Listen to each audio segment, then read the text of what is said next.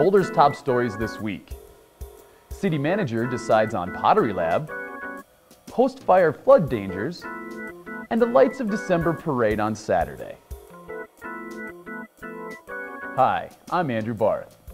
Boulder City Manager Jane Brodigam ended the speculation about who will manage the pottery lab, announcing on November 19th that the program will remain under city direction for at least another year. Brodigam's decision to reject 2 private vendor bids will give the Parks and Recreation Department time to complete an assessment. Brodigam said that the assessment will shape the future decisions about whether the city should seek an outside partner to run the program. Central issues and discussions about the lab have been cost and sustainability. The program currently requires significant subsidies for both residents and non-residents who participate.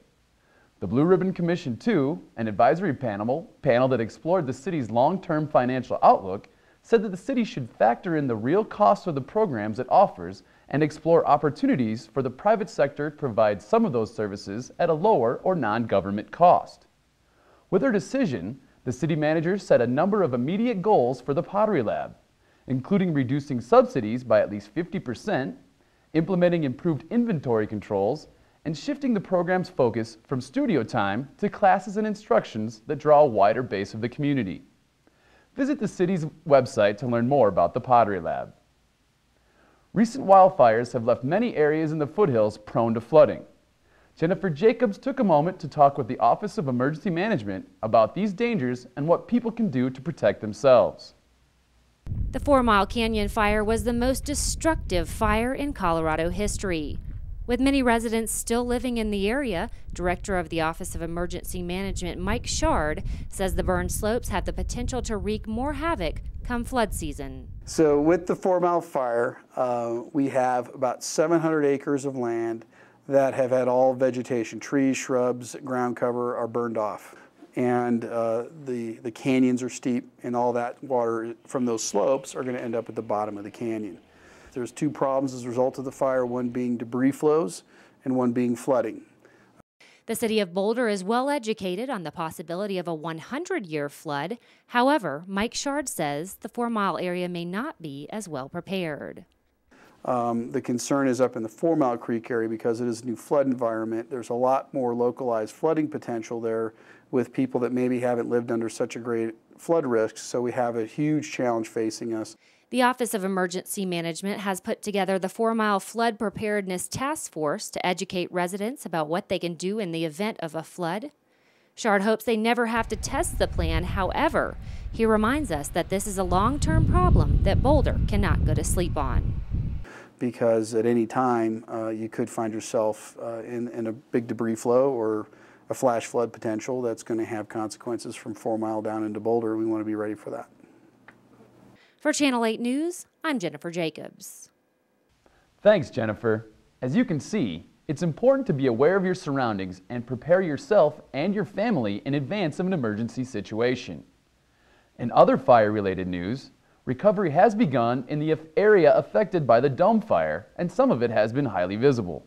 On Friday, November 19th, helicopters hovered over the city in an effort to replace telecom poles in the burn area. Quest Communications brought in the aerial assistance to get to some hard-to-reach places where their poles were burned during the fire at the end of October. So the reason we're doing this work with the helicopter is they can get it done a lot faster and with a lot less environmental impact. If they would have had to have done it on the ground, they would have had to use tracked equipment and build roads and then gone back and restored and reseeded all that. So when they looked at the job, they just thought it would be better to do it with a helicopter.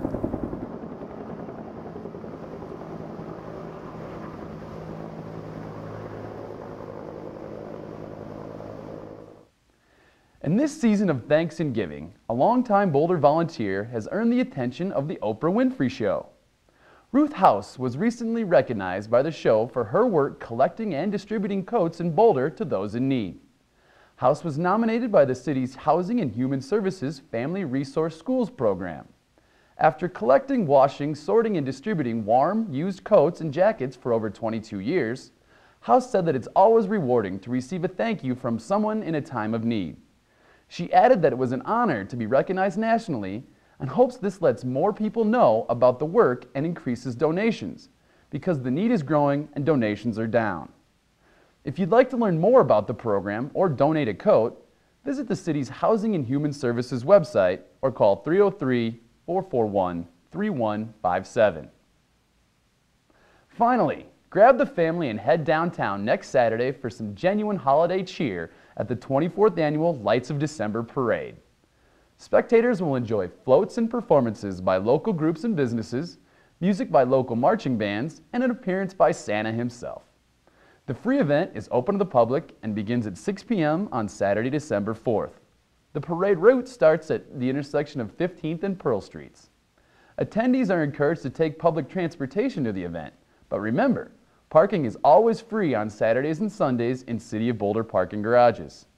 For more information and a map of the parade route, visit Downtown Boulder's website. That's all the time we have for this week's news. You can connect with Inside Boulder News on Facebook by submitting news tips and questions. Just search for City of Boulder Channel 8. I'm Andrew Barth. Stick around for more Inside Boulder right after this.